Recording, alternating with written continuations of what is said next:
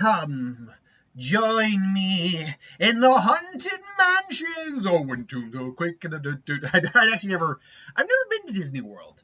But I'll be honest, I have no interest at this point in my life, at least to go on my own. My friend's going. She's going because she got invited. She can all expenses paid on like their part. So I was like, hey, by all means, I don't. In that scenario, I would go with you. I'd agree. Like I got the invite too, I would go. I'd take the time off, but no, and that's fine. But more to the point, the Haunted Mansion, the second interpretation of the Haunted Mansion that we've had within the last, I don't know what the first one, Haunted Mansion, the original Haunted Mansion, 2003, 20 years later. Oh man, 20 years ago. Wow. Man, that. See, I didn't care about it when it came out. But like looking back on it, I'm like, was it that bad? I'm like, yeah, that bad, maybe not. Was it good? No. And it really wasn't that. It really wasn't that impressive to the source material. Yeah, they referenced it, but like they didn't really do it any justice from what I remember. It wasn't god awful, it just wasn't very good. So now we have this new version, 2023, starring Lakeith Stanfield, Rosario Dawson, Owen Wilson, Tiffany Haddish, Danny DeVito, with Jamie Lee Curtis and Jared Leto in there as well, plus some other actors showing up here every now and then. Is this a better version? Is this a worse version? Is it an okay version? And most importantly, why the hell did you not release this during October? So long to the quick and simple of it. I like this film. This was a fun, entertaining film. It's not perfect. There are some questionable things that kind of happen now and then. Not seriously questionable things, but questionable enough that when I watched it, hold on, I'm just trying to adjust the lighting in here. We'll move back a bit. Light, is that better? It's a little better. Actually, yeah, I like that a little bit better. It's not as bright now. Let me move that back just a little bit more, see if that does anything. And as I got this weird dome of hair right now. Yeah, okay, that's about as good as I think I'm getting it. Unless I do that. Is that, that does adjust to a certain degree. Either way. What if I do this?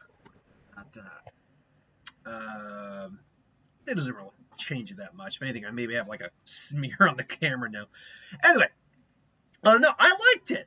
Again, not perfect by any stretch of the means, but for a film called The Haunted Mansion, that I'm looking for a kooky, fun, a little spooky, get your character moments, fun characters, cool effects. I got exactly that. All the characters are good. Solid. Rosario Dawson and Chase Dillon, who plays her son, are great. The opening scene with them in the house is hilarious because it literally is subverting the trope of he's like, oh no, we'll stay, it'll be fine. No, it's like this happens literally in the first 5 minutes, so it's all good. They literally go in. It's the night that moves around, and it's like, how about I light a vanilla candle and everything's gonna be okay? You're just having that, and she sees the night. Like, yeah, no.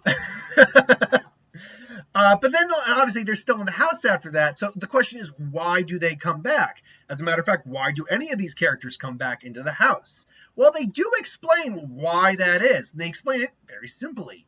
And I won't say why, but it's just a simple explanation. And it makes complete sense. And watching some of the shenanigans that happen here is pretty fun. Our lead, though, is Lakeith. Ben is the character. And look, I liked him when I saw him show up in Get Out. Sorry for Calling, I believe, is the movie that my friend and my girlfriend saw. He was really apparently good. And in fact, what is his filmography right now? Let me see here. Known for, come on. There we go. Saw something called Yusuke, The Harder They Fall, Atlanta. That's obviously, that would be something I probably would have recognized him. BoJack Horseman. He was in Knives Out. Who was he in Knives Out? Oh, he was okay, cool. I didn't know he was in Knives Out. That's cool. The Girl in the Spider's Web. He was in that one. Time of Day. I don't think I saw that one. So and he was in the Netflix version of Death Note. He was in Straight Outta Compton. So yeah, he's only been on the scene for a actor pretty. I mean, he had a few. He didn't really get started until. I mean, he's got short term. Like he's got a couple things before 2013. He didn't really come onto the scene until 2014.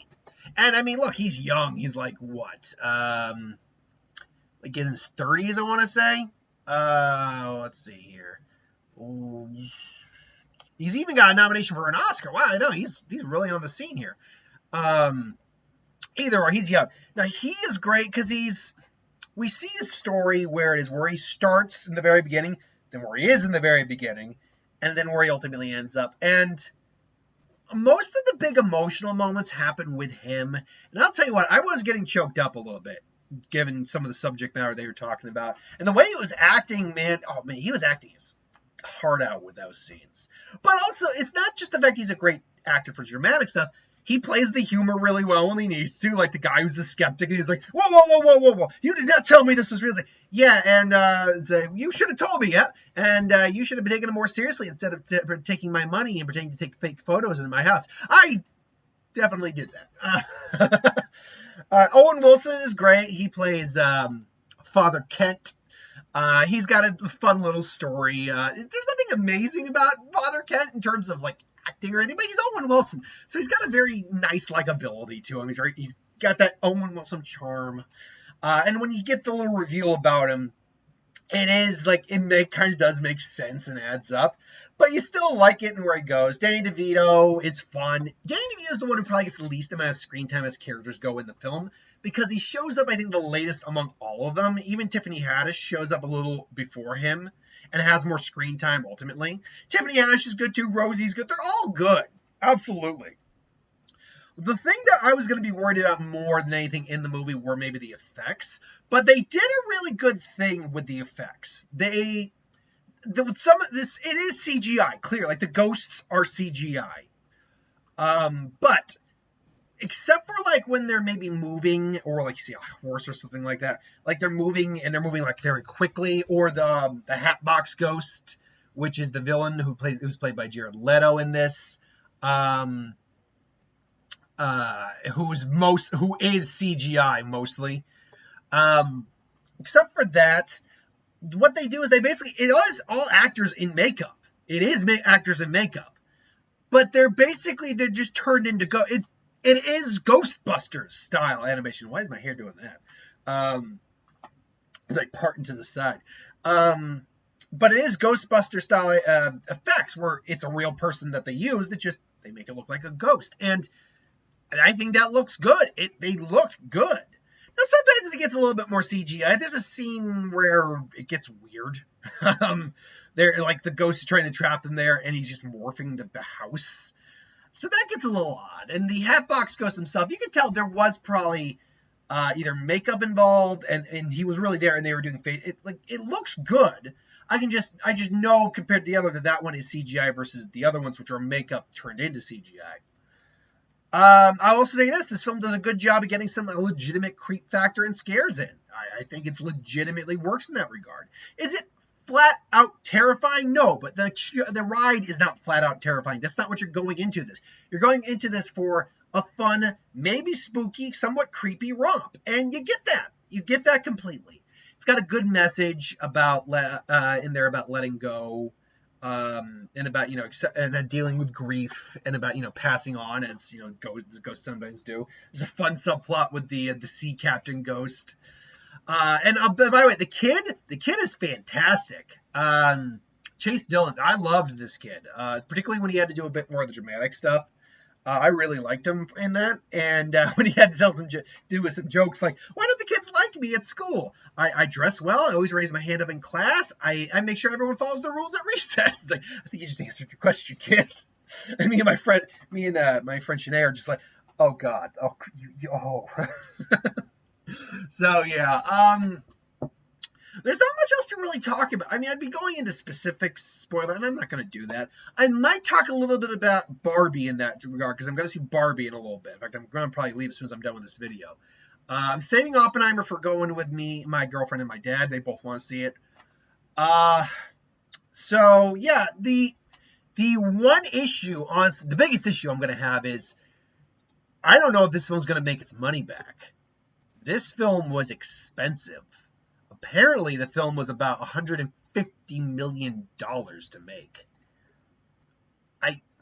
Now look, there's a lot of CGI in there, but 150? Was it going partly to Rosario Dawson's paycheck? Dying to be like, I doubt it. Like, I doubt any of their paychecks were that big.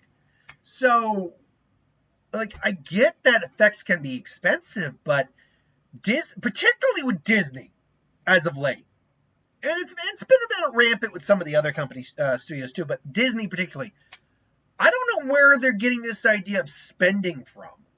Like, seriously. Now, Haunted Mansion might have been during the Chapek era. Like, I can't remember 100% because Bob Iger came back, roughly speaking, like last year-ish. I think the Haunted Mansion might have been like filmed, shot, all that made during the Chapek era. That might be the one reason for it, because a lot of these films that came out recently were made during that era. So that might, and as we kind of said, at least I've said on this channel a couple times, Chapek really hurt Disney bad. He hurt Disney bad. Like, I'm sure he's a nice guy in real life, but as a CEO, as the guy who's supposed to run the company and make sure you're doing well, he overstepped on a lot of ways. And I think one of the things was he was overspending. I think he was really overspending and hurting Disney bad. And this might be a casualty because I do not, 100 million I can easily understand. I can easily understand 100 million. I might, if you pushed it, I might even understand like 110 or 120. But that would be my limit, because I don't see a $150 million film here. Hell, even with Dungeons and Dragons, actually no, Dungeons and Dragons was 150 million. I saw the 150 on the screen there. There was definitely a couple big effects in there that was definitely 150. That I could see that. Plus the actors, paycheck, all that. But again, like Little Mermaid, super expensive, $250 million. Maybe 200 I could have seen, but 250. And that barely made its money back. It did actually, for anyone who was wondering if it made its money back, it did in fact make its money back. Apparently it had a budget, like marketing of like 120 on its budget. So it did in fact make its money back. But crossing and barely making your money back is not good. It's not bad it's not god awful. It's not disastrous. Disastrous would be if this film didn't make any money and lost like hundreds of millions. But the fact it barely did it is whatever. But I'm digressing. And Ant-Man and the Wasp: Quantumania, which I like. I do like that film. But $200 million? I think, no, 250? I can't remember which one it was. Either way, it's like, why did you think an Ant-Man movie would make that much? There's no logical reason for an Ant-Man movie to be made on that. Guardians, I could get. Ant-Man, no. And I'm just thinking Disney at the moment. And then Indiana freaking Jones being nearly $300 million. Disney in the last year, because that's when at minimum, because that's when all these films were made, had a serious spending problem. And it's going to really hurt. Because when I do the end of the year box office this year, they're going to be in the black. They're going to be not good. Sorry, they're going to be in the red. They're going to be in the red. Unless a couple of extra films they have coming out this year overperform, they're going to be in a bit of hurt when it comes to did their movies make money this year. Now we still have the Marvels. We got that Wish film coming out, and we got this obviously. And look, I would love for this film to make its money back. I want any film to make its money back, because that's how you show health of the film industry and health of the studios. What do I think the opening weekend has to be for this film for it to have a good chance? First off, it also depends on the international, but to have a solid chance. Let's not even say good, solid. I think if this film can do at minimum 50 million opening weekend, it's got a shot.